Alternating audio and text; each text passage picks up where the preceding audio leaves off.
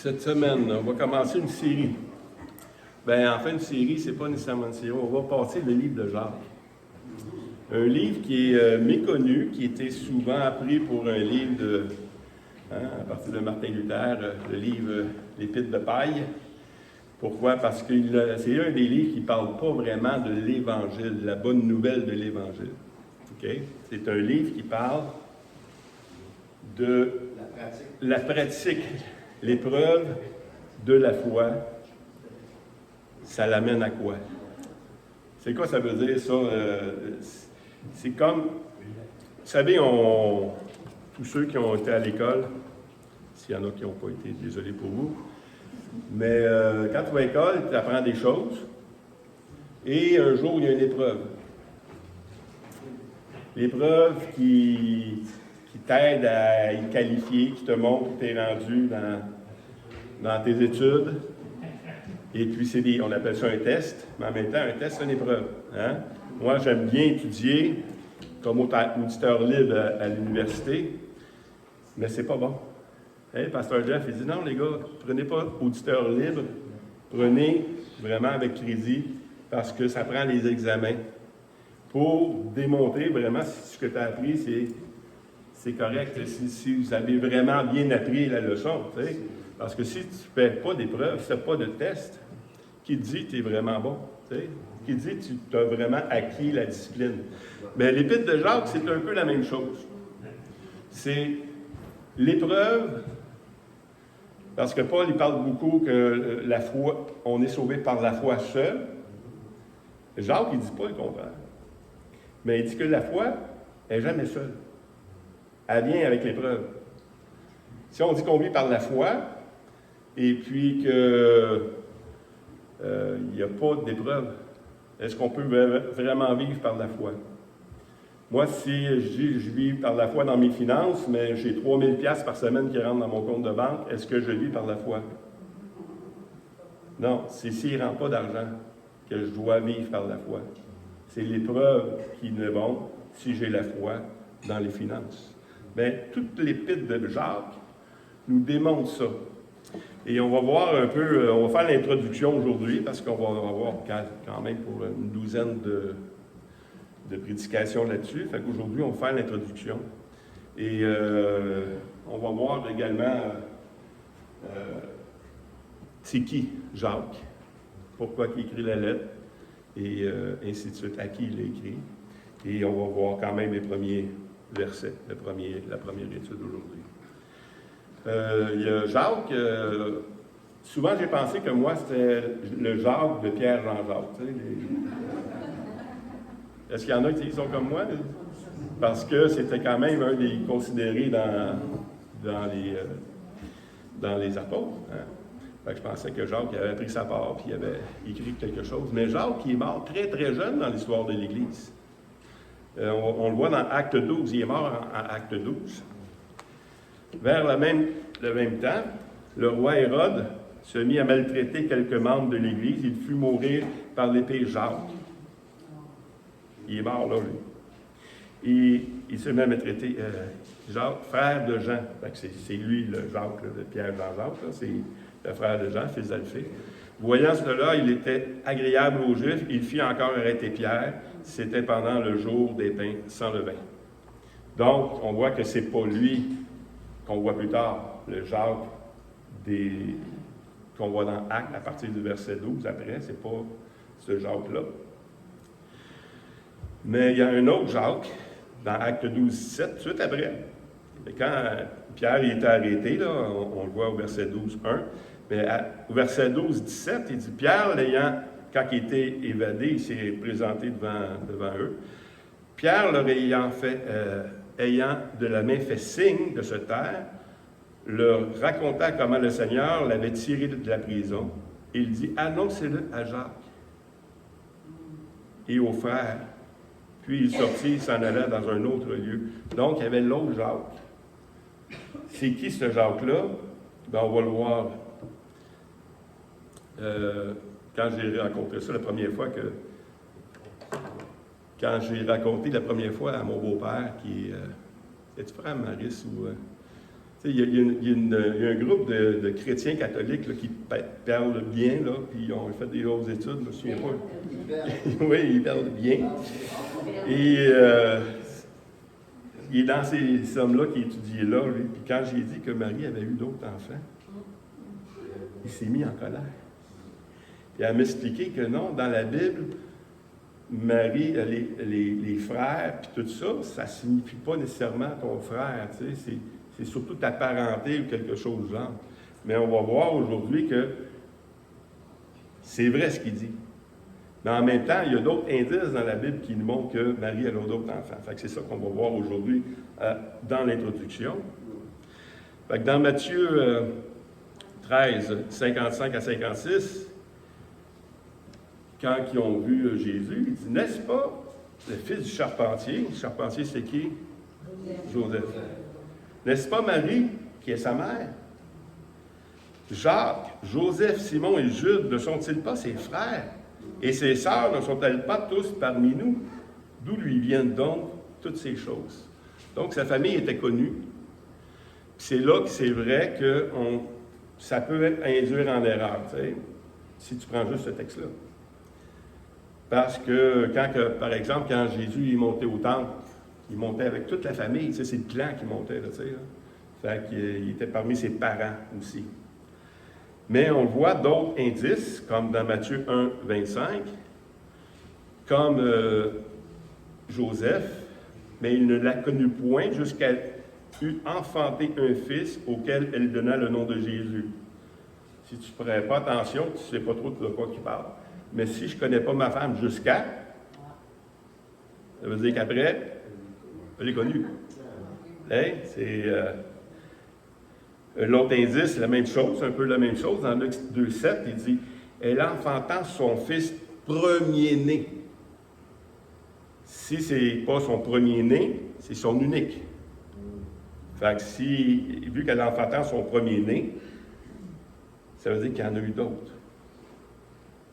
Dans Jean 7, 3 à 5, et ses frères lui dirent, ses frères, c'est sa parenté, là, même, quand eux autres, ils ne croyaient pas en lui.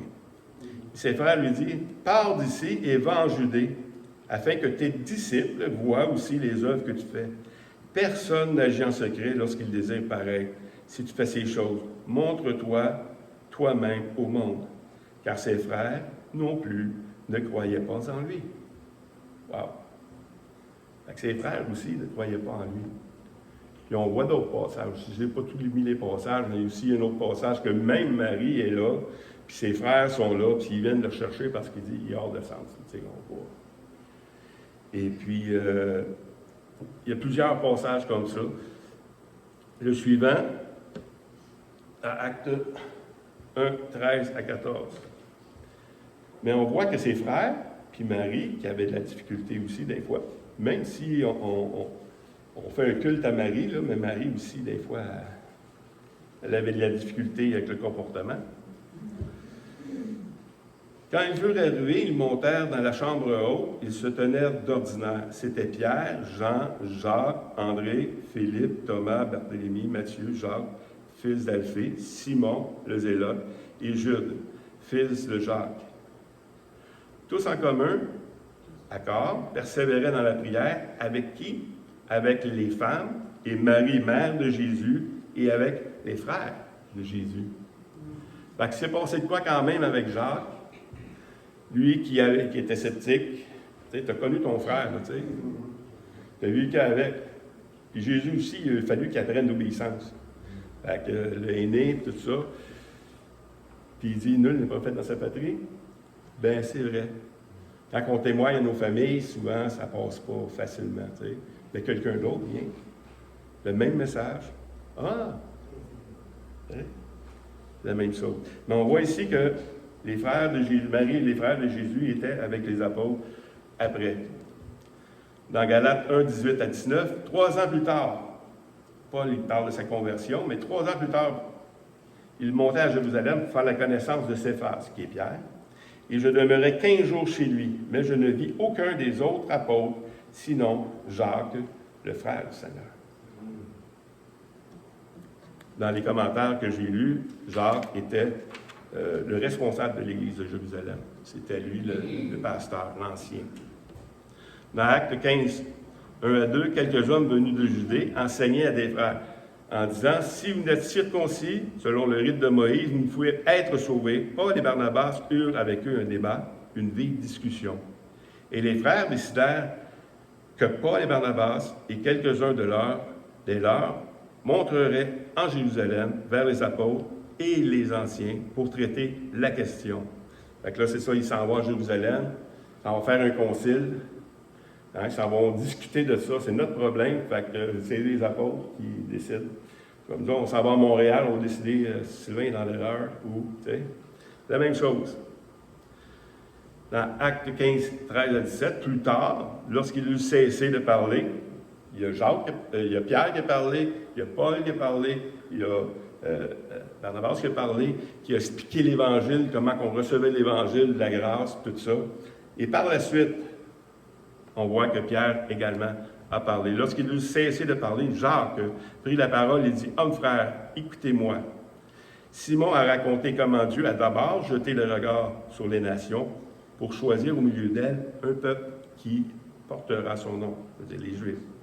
Et avec cela, s'accorde la parole des prophètes, selon qu'il est écrit. Après cela, je reviendrai et je le relèverai de sa chute, la tente de David, je réparerai les ruines et je les redresserai, afin que le reste des hommes, c'est qui, les nations, le Seigneur, ainsi que toutes les nations sur lesquelles mon nom est invoqué, dit le Seigneur, qui fait ces choses. Donc, il y avait cette révélation-là, puis il y avait aussi cette prestance-là parmi les apôtres de gérer les choses. Fait que c'est cet homme-là, c'est ce Jacques-là, selon la plupart des commentateurs qui commentent la Bible, ceux qui ont vraiment étudié, ils nous démontrent que c'est ce Jacques-là qui a fait, qui était le frère du Seigneur qui écrit l'apôtre.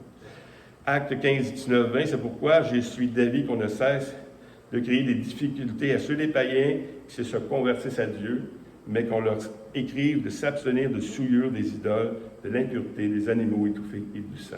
Ça, c'est Jacques qui dit ça. Puis on retrouve un peu ça dans la lettre également. Hein? C'est ce qu'on va voir pendant les prochaines semaines aussi.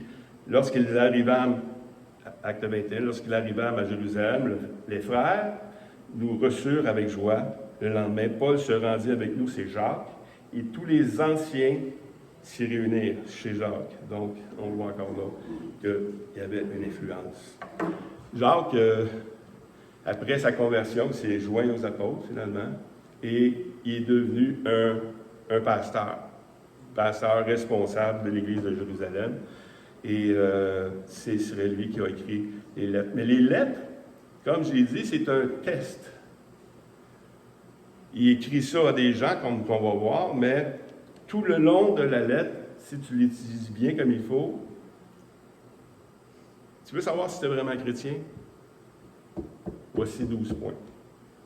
C'est ces 12 points-là qu'on va voir pendant ces semaines-là.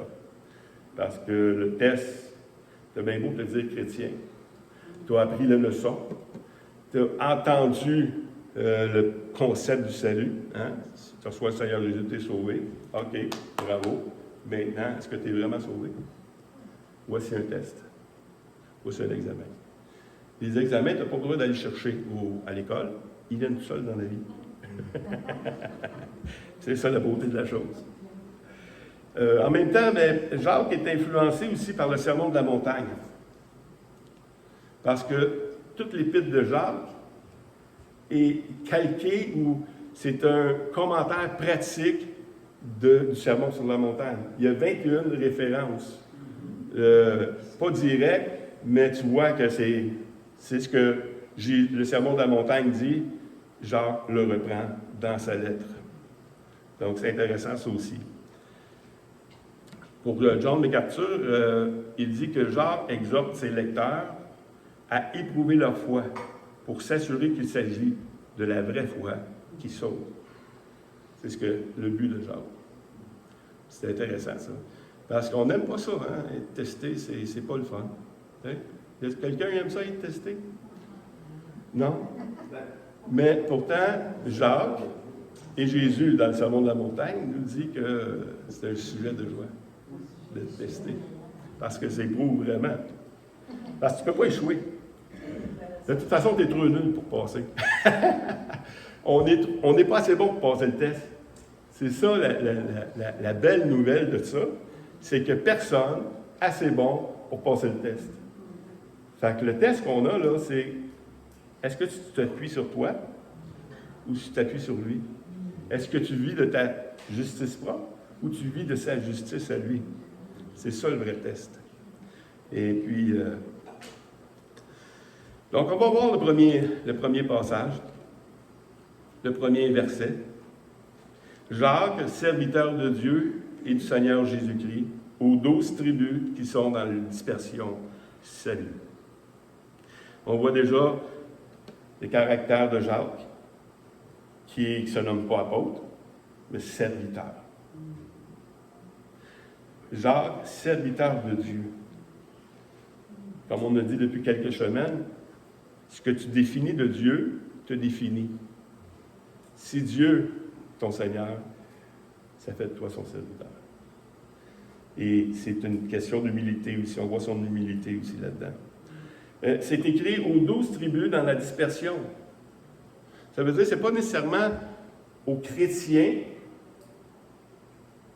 sauvés, mais à tous les Juifs dans la dispersion, chrétiens et non chrétiens. Parce que tous les Juifs sont appelés au salut.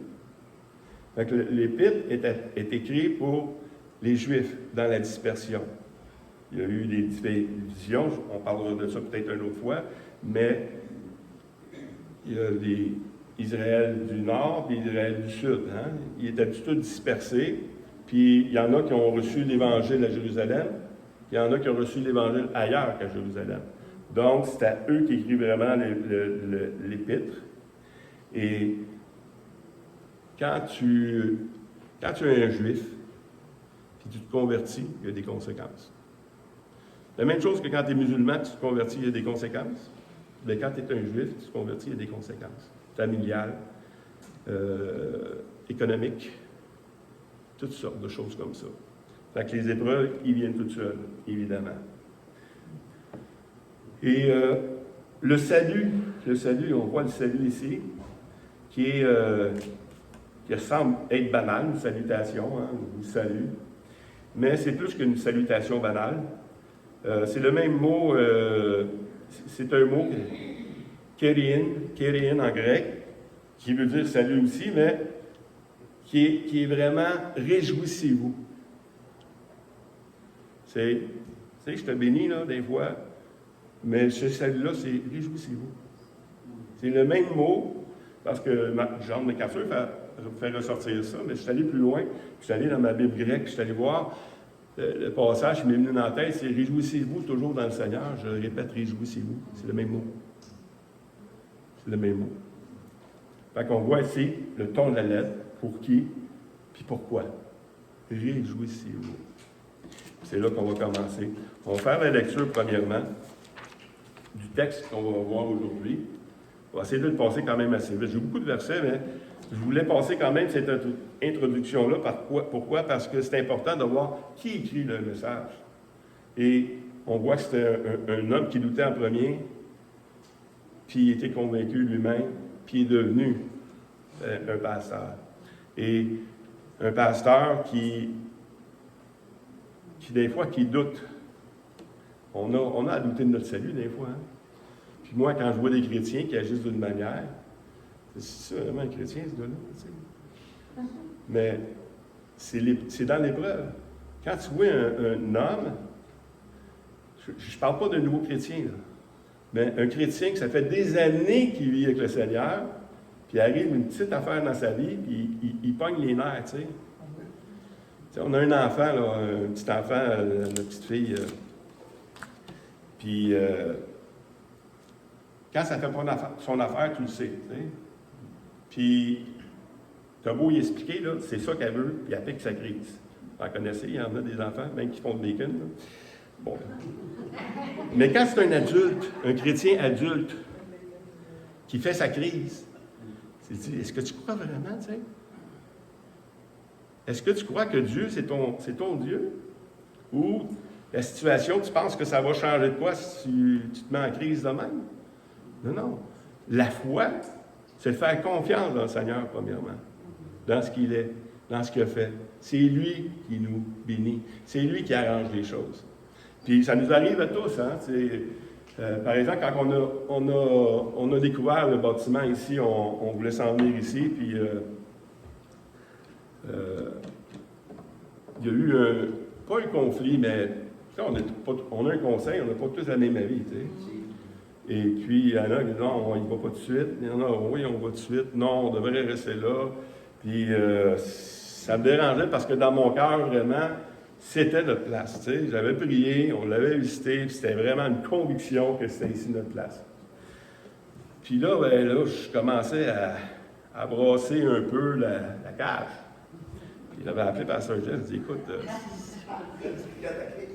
la cage de l'organisme, tu sais, parce que l'organisme a dit non, il faut faire attention, puis tu sais, c'est correct, dans le fond, d'être sage, tu sais. Puis là, j'ai appelé Pasteur Jeff, puis Pasteur Jeff, il dit écoute, tu vas pas t'énerver. Si c'est à vous autres, là, tu vas l'avoir. Quand même, tu t'énerves. Hey, fais confiance. C'est ça la foi. Ça nous arrive tous. Fait qu'il dit, si ce n'est pas vous autres, ce ne sera pas vous autres. Si c'est vous autres, tu vas l'avoir. Parce que tout dépend de Dieu. C'est Dieu qui donne les choses. Donc, ça nous arrive à tous. On va lire Jacques 12, 2 à 12. Donc, tu auras juste à suivre les... Jacques 1, 2 à 12. Mes frères, regardez comme un sujet de joie complète les diverses épreuves auxquelles vous pouvez être exposés, sachant que l'épreuve de votre foi produit la patience. Mais il faut que la patience accomplisse parfaitement son œuvre, afin que vous soyez parfaits et accomplis sans faillir en rien. Si quelqu'un d'entre vous manque de sagesse, qu'il la demande à Dieu, qui donne à tous, simplement et sans reproche, et elle lui sera donnée, mais qu'il la demande avec foi, sans douter. Car celui qui doute est semblable à un flot de la mer, agité par le vent et poussé du côté d'autre. Qu'un tel homme ne s'imagine pas qu'il recevra quelque chose du Seigneur. Cet homme, c'est un homme irrésolu, inconstant dans toutes ses voies. Verset 9. Que le frère de condition humble se glorifie de son élévation. Que le riche, au contraire, se glorifie de son humiliation. Car il passera comme la fleur de l'herbe, le soleil se lèvera avec sa chaleur ardente, et il a desséché l'herbe. Sa fleur est tombée, et la beauté de son aspect a disparu. Ainsi le riche se flétrira dans ses entreprises. Heureux l'homme qui supporte patiemment la tentation, car après avoir été éprouvé, il recevra la couronne de vie que le Seigneur a promis à ceux qui l'aiment. Prions ensemble. Seigneur Dieu, merci pour ce texte. Ce texte nous enseigne la foi. La foi, mais aussi la foi dans l'épreuve. Comment vivre l'épreuve en tant que chrétien. Te faire confiance, Seigneur. Et souvent, on manque de sagesse, on manque d'intelligence. Mais tu nous dis, même quand on manque d'intelligence, qu'on peut aller à toi et que tu nous donnes par la foi. Et Seigneur, on veut te demander, Seigneur Dieu, aujourd'hui, de venir à notre secours parce que de voir l'épreuve comme un sujet de joie complète, c'est difficile pour nous. Et c'est pas évident. Montre-nous, Seigneur, ce que Jacques veut nous dire, puis à fin de compte, ce que tu veux nous dire à travers Jacques, dans le nom de Christ. Amen. Amen. Verset 2. Mes frères, regardez comme un sujet de joie complète les diverses épreuves auxquelles vous pouvez être exposés. C'est intéressant, ça. On lit souvent dans la Bible, ça vient souvent, ça, hein? De l'épreuve, soyez joyeux. On voit la pratique de ces choses-là également. On voit la pratique de ces choses-là quand les apôtres sont en prison, ils se réjouissent. Quand ils sont là, puis qu'ils sont en train de louer le Seigneur, tu sais, au lieu de se lamenter puis de cogner à terre avec les pieds, là, hein, ils se réjouissent.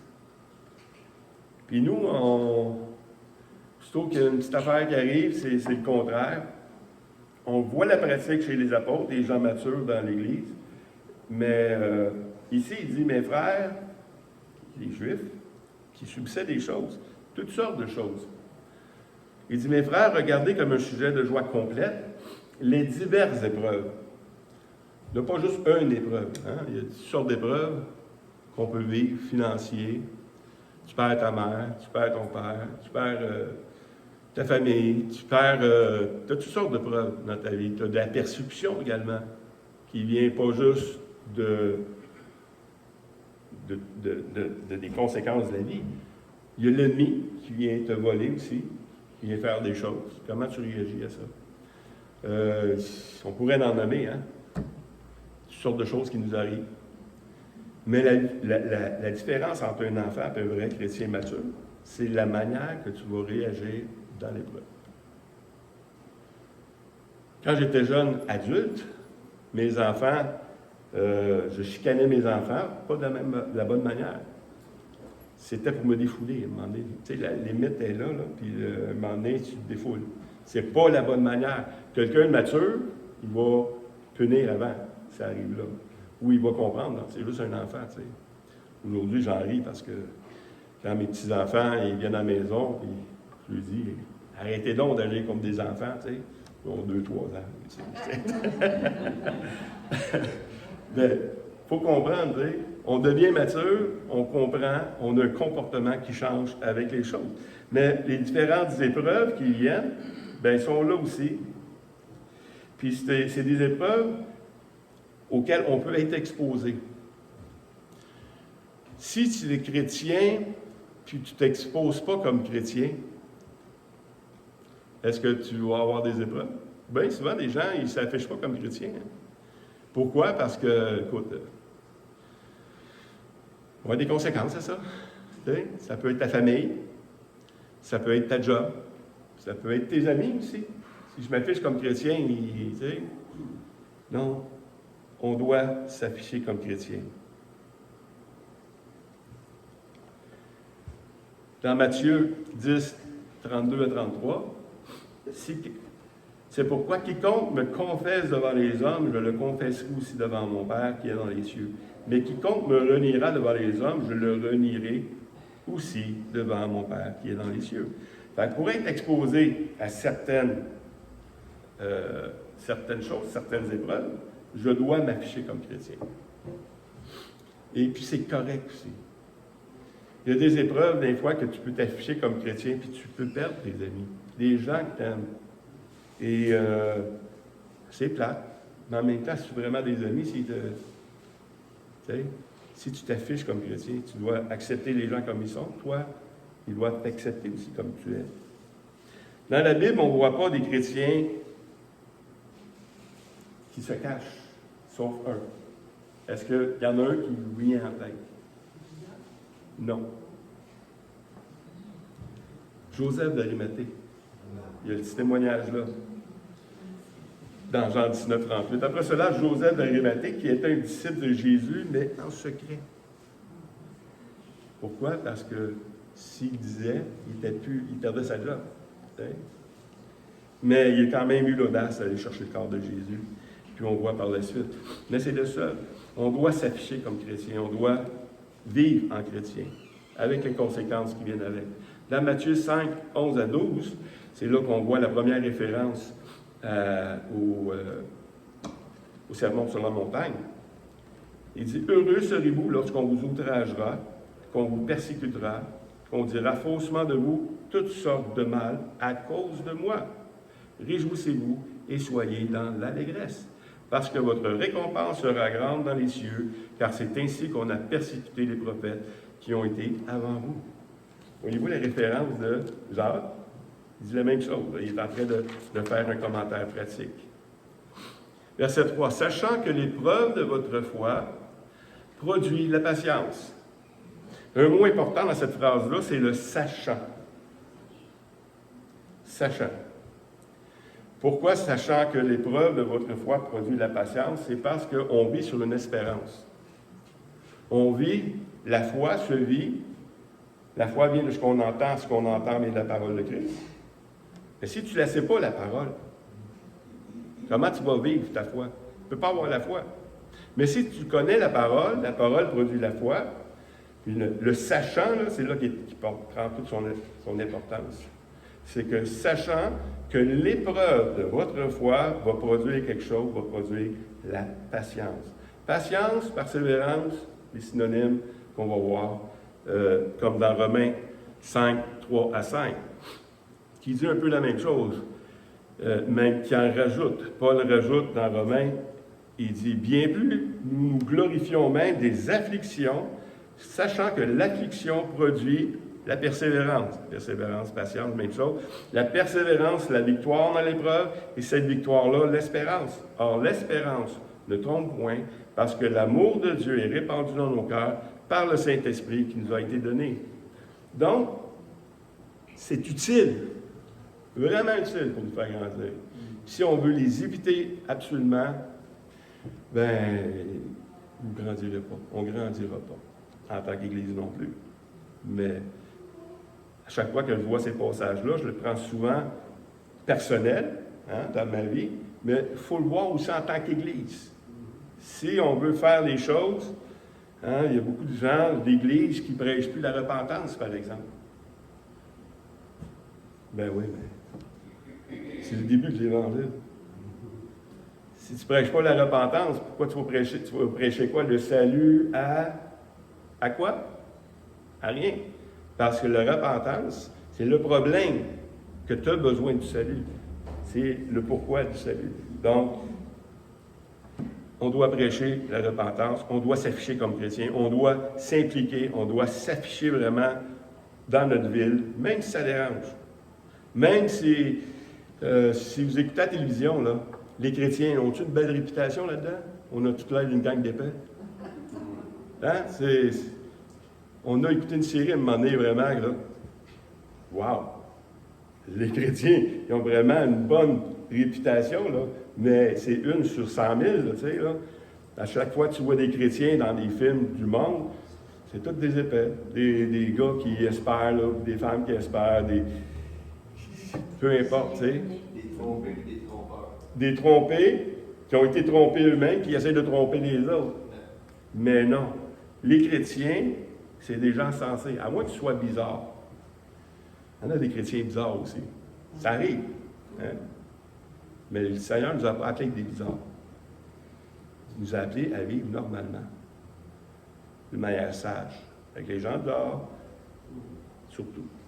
Dans 1 Pierre 1, 3, 7, Dieu, béni soit Dieu, le Père de notre Seigneur Jésus, qui, selon la grande miséricorde, nous a régénérés par une espérance vivante, par la résurrection de Jésus-Christ d'entre les morts, pour un héritage qui ne peut ni se corrompre, ni se souiller, ni flétrir, lequel vous est réservé dans les cieux, à vous, qui, par la puissance de Dieu, êtes gardés par la foi pour le salut prêt à être révélé dans les derniers temps. C'est là ce que fait votre joie.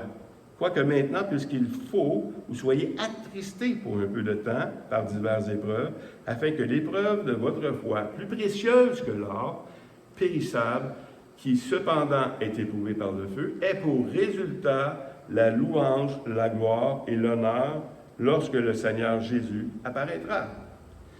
Pierre est en train de dire que l'épreuve, là, est plus précieuse que l'or.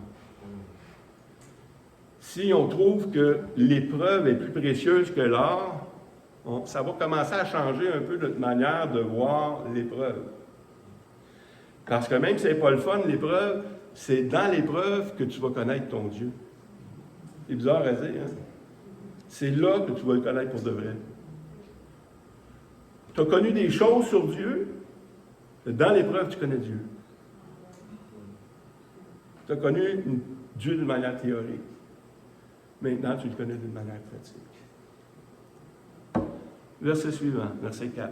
Mais il faut que la patience accomplisse parfaitement son œuvre, afin que vous soyez parfaits et accomplis sans faillir en rien. Ça, c'est un autre, sans faillir en rien. Vous en connaissez? Non? Des parfaits. Des parfaits? On est vraiment beaucoup.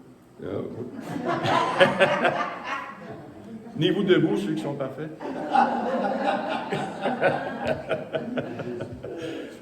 Non, il n'y a personne de parfait, mais le fait de vouloir être comme le Seigneur, il n'y en a rien qu'un parfait, c'est le Seigneur. Mais de vouloir être comme lui, c'est vouloir être parfait. Mais est-ce qu'on est capable?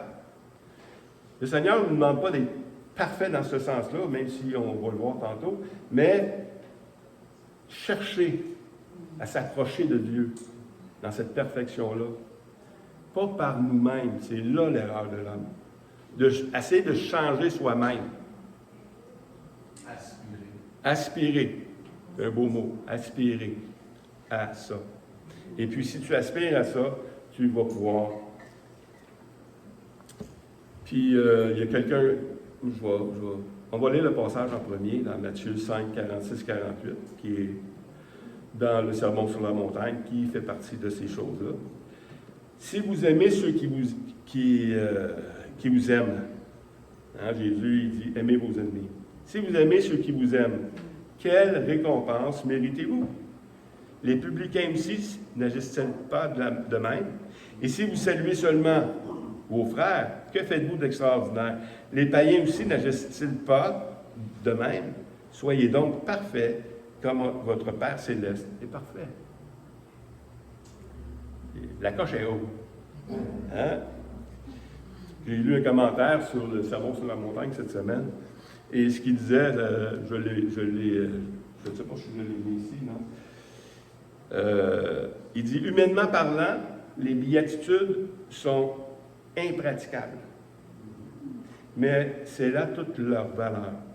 Car c'est à travers notre incapacité même que nous serons conduits vers la porte du royaume qui est le Christ lui-même. C'est ça. C'est ça le but. C'est le but comme l'Ancienne Alliance, le but de la loi, c'est le but. C'est de montrer notre incapacité de l'accomplir, puis ça nous conduit à Christ pour entrer dans le tout accompli de Christ. On va accélérer un peu dans Jacques 1, 5 à 8. Si quelqu'un d'entre vous manque de sagesse, qu'il la demande à Dieu, qui donne à tous simplement et sans reproche, et elle lui sera donnée, mais qu'il la demande avec foi, sans douter. Car celui qui doute est semblable au flot de la mer, agité par le vent et poussé du côté d'autre. Qu'un tel homme ne s'imagine pas qu'il recevra quelque chose du Seigneur. C'est un homme irrésolu, inconstant dans toutes ses voies. Puis ça, on remarque ça régulièrement, qu'il y a des hommes irrésolus, inconstants dans toutes les voies, leurs voies, parce que la force est en Christ. La force est en Christ. On a chanté des beaux chants ce matin par rapport à ça. Encore, on va revenir au Sermon sur la montagne de Matthieu 7, 7 à 12. Demandez, l'on vous donnera. Cherchez, et vous trouverez. Frappez, et l'on vous ouvrira. Car quiconque demande reçoit. Celui qui cherche trouve, et l'on ouvre à celui qui frappe. Lequel de vous donnera une pierre à son fils s'il lui demande du pain, ou s'il demande un poisson, lui donnera-t-il un serpent? Si donc, méchant comme vous l'êtes, vous savez donner de bonnes choses à vos enfants, à combien plus forte raison votre Père, qui est dans les cieux, vous donnera-t-il de bonnes choses à ceux qui lui demandent? Tout ce que vous voulez que les hommes fassent pour vous, faites-le de même pour eux, car c'est la loi et les prophètes. Donc, on voit ici que si tu manques de quoi, demande-le.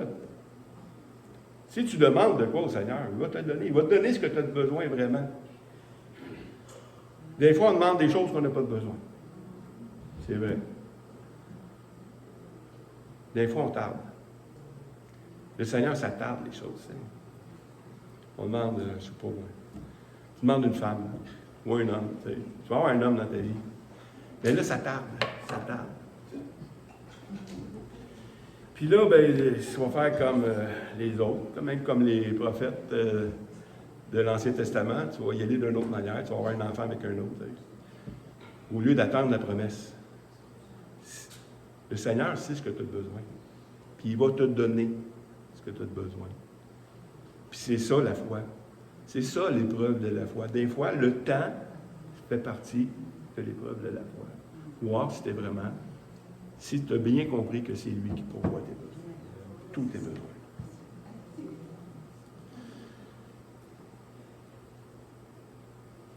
Hébreux 6, 11 à 12, nous désirons que chacun de vous montre le même zèle pour conserver jusqu'à la fin une pleine espérance, en sorte que vous ne vous relâchez point et que vous imitiez ceux qui, par la foi et la persévérance, héritent les promesses. C'est ce que Jacques est en train de dire. La patience produit quelque chose, mais c'est la foi et la persévérance. La foi et la patience.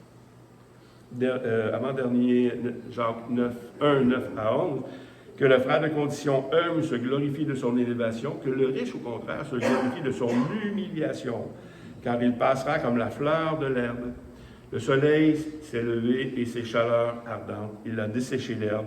Sa fleur est tombée et la beauté de son aspect a disparu. Ainsi, le riche se flétrira dans ses entreprises. Ici, il n'est pas en train de parler du riche financièrement. On est en train de parler de sermon sur la montagne. Le riche, c'est quoi? On va le voir tout de suite. Dans Matthieu 5, 3, sermon sur la montagne, « Heureux le pauvre en esprit, car le royaume des cieux est à eux. » Dans la Bible français courant, qui est juste en dessous, « Heureux ceux qui se savent pauvres en eux-mêmes, car le royaume des cieux est à eux. » La richesse et la pauvreté, là, c'est ce qu'on perçoit. Jésus reprochait aux Juifs, parce que vous dites que vous voyez, vous êtes aveugles. Ceux qui disent qu'ils ne voient pas, ils voient maintenant. Ceux qui disent pauvres, ils vont en voir. Mais si tu dis que tu as déjà. Oui. Est-ce qu'on pourrait dire qu'ils sont humbles? Oui. Ceux qui sont humbles, ceux qui se voient à leur. C'est quand tu connais Dieu que tu t'évalues où ce que tu es rendu.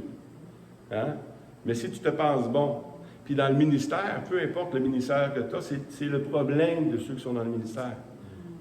Leur capacité, c'est leur problème. Parce que tu es bon. On va dire aussi ceux qui reconnaissent leur pauvreté. C'est ça. Tu peux être un millionnaire et être pauvre. C'est pas une question d'argent. Là. C'est une question de Dieu et toi, en ta relation avec Dieu. Pour qui tu te prends? J'en ai un plus subtil. Oui. Ben des pauvres qui aspirent à gagner à l'autre. Oui. Ils mettent leur valeur dans l'argent qu'ils n'ont pas. C'est ça. Ça, là, tu perds ta vie à aspirer à quelque chose. Puis même l'Écriture dit que tu es riche quand tu es pauvre, parce que souvent tu apprends à connaître plus le Seigneur. Oui. Mais c'est ce que tu fais ta richesse.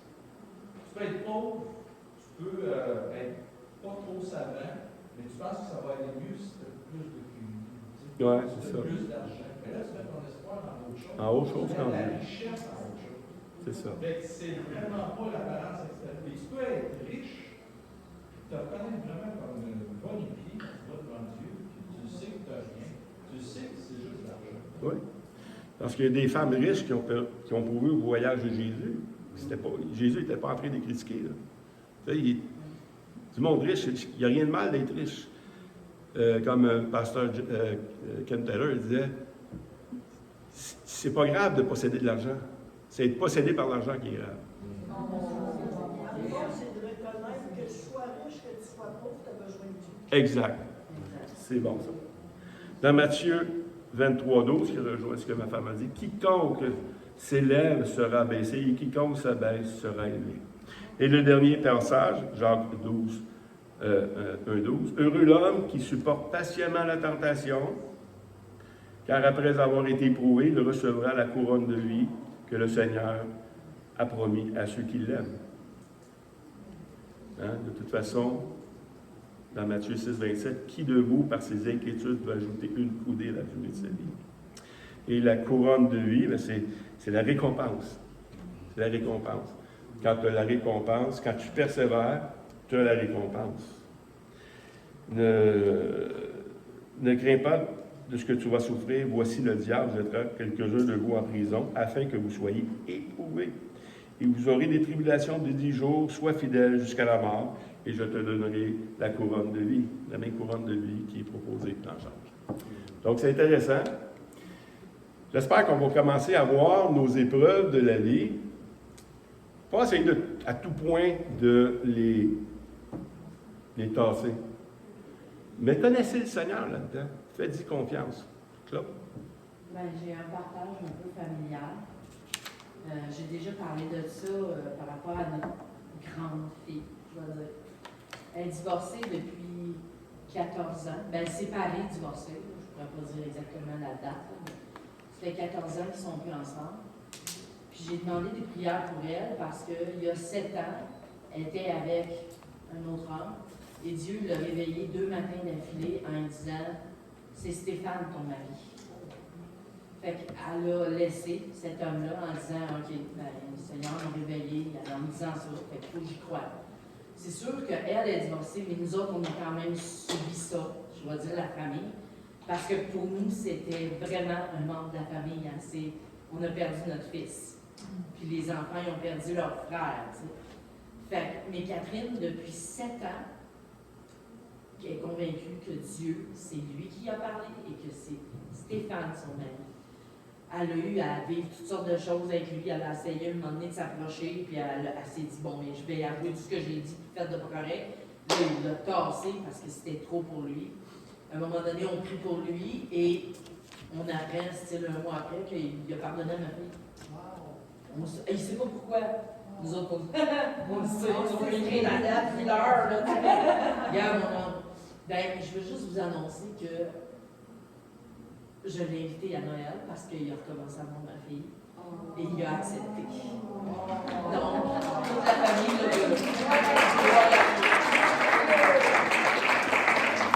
Gloire à Dieu. Donc, on va commencer à préparer notre dîner. Mais c'est ça, on va continuer à discuter de ça pendant notre repas. Là, mais Seigneur, bon, c'est la première d'une série de 12 à peu près. Mais comme Pasteur Aaron disait la semaine passée, quand j'écoute ses prédications aussi, d'exposer un livre des Écritures, ça nous force à prêcher des choses que des fois on ne prêcherait pas. C'est intéressant de voir ces choses. Soyez bénis, bon dimanche, puis que Dieu continue avec la communion de nous encourager.